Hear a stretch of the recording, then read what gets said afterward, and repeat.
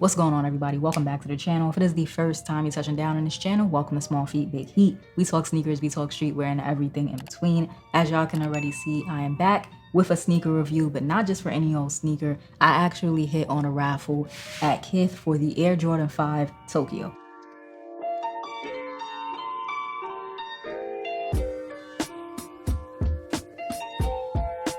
Back in 2011, the Tokyo 5s were originally released to celebrate Jordan Brand opening their Tokyo 23 store in Shibuya, Japan. It was exclusive to that Tokyo 23 location, and they were pretty limited. So there was no middleman back then, no StockX, no GOAT. Well, not a lot of middlemen back then. No StockX, no GOAT. So to get your hands on these, you really had to know somebody out there.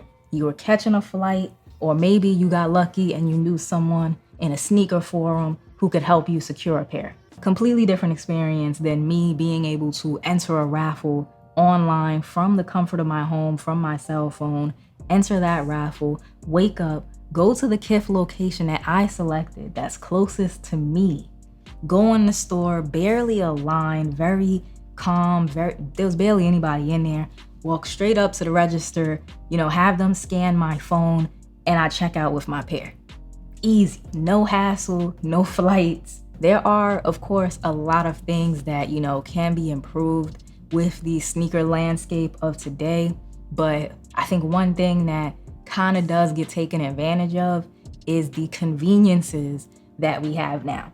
Being able to enter a raffle from your phone is just think about back in the day when you had to leave work or go to a store directly after work, get your physical ticket, have someone stand in line for you if you couldn't get out of class, if you couldn't get out of work, whatever.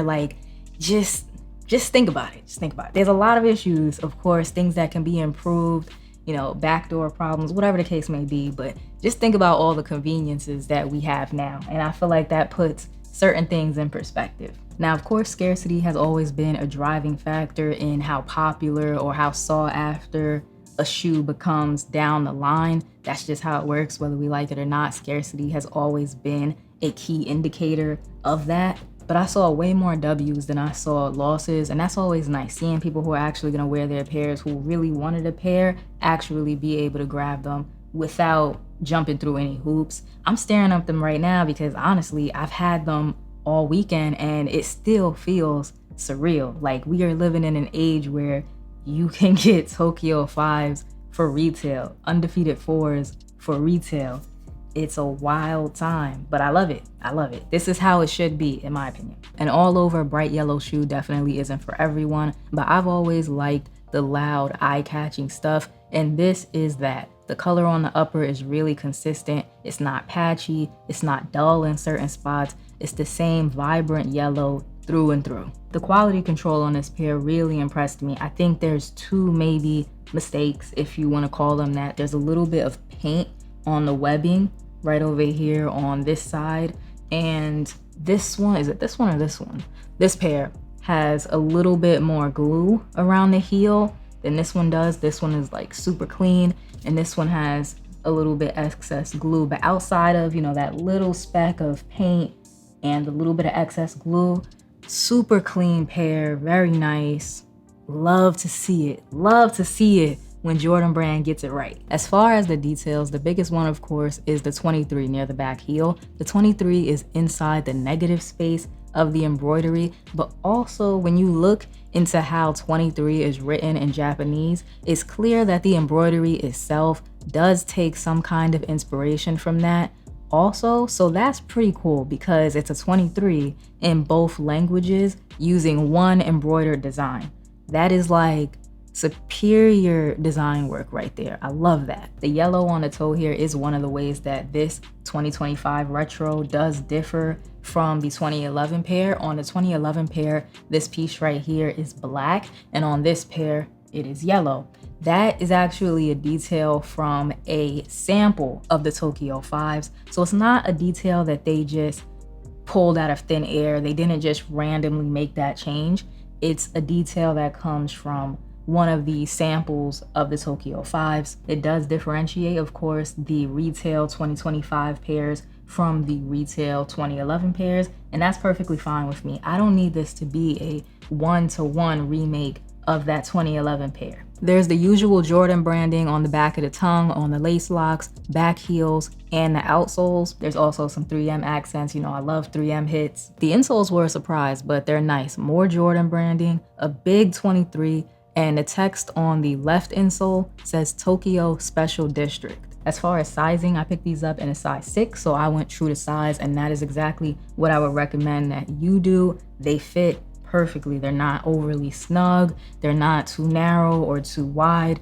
They fit perfectly. A pair of white laces come included, which I will show in the B-roll. I did throw these on foot as soon as I got home. They look amazing on foot, and I know they're gonna look really good with all the different pants that I'm gonna try them on with.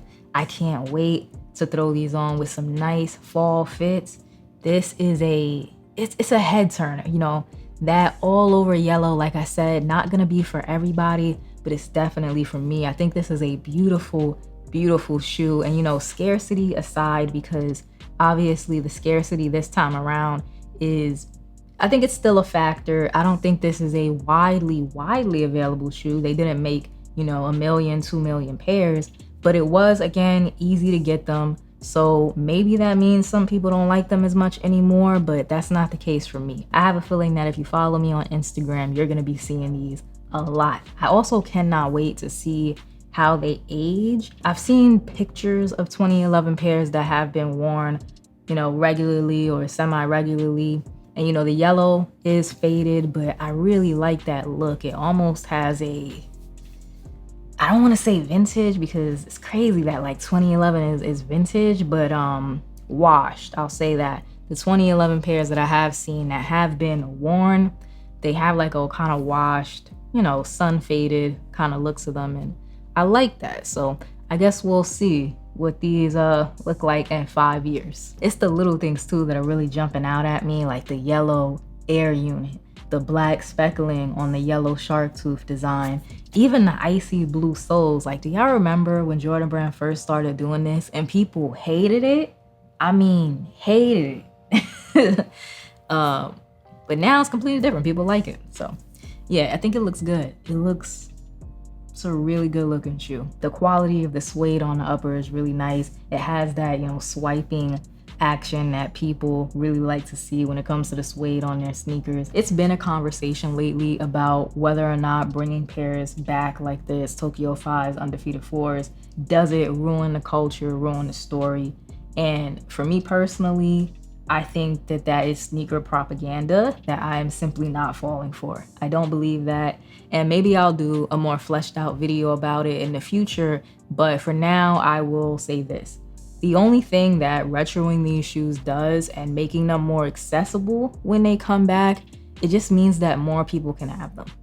It means more people can have them, and it means the people who are holding on to these pairs, the older pairs, as investments, you know, those investments are gonna tank. You're probably not gonna be able to get as much for 2011 Tokyo 5s today as you were 2 months ago, a year ago, 6 months ago. So it does affect, you know, monetary value if that is what matters to you. But for people who want to wear their sneakers, enjoy their sneakers, it doesn't matter. Think about it like this. If a sneaker that you want when you're a kid does not retro again for the next 40 years, 50 years, who's to tell if you're even gonna be around when that sneaker retros? You know what I mean? So we're all on this rock for a finite amount of time. We should be able to enjoy things without people worrying about their investment. But that's just my personal opinion. And like I said, maybe I'll do a more fleshed out video on it later. Down below in the comment section, I definitely want to hear your thoughts. And of course, if you enjoyed today's video, like, comment, subscribe, show a small YouTuber some love. I would really appreciate it. And I will check y'all out in the next one.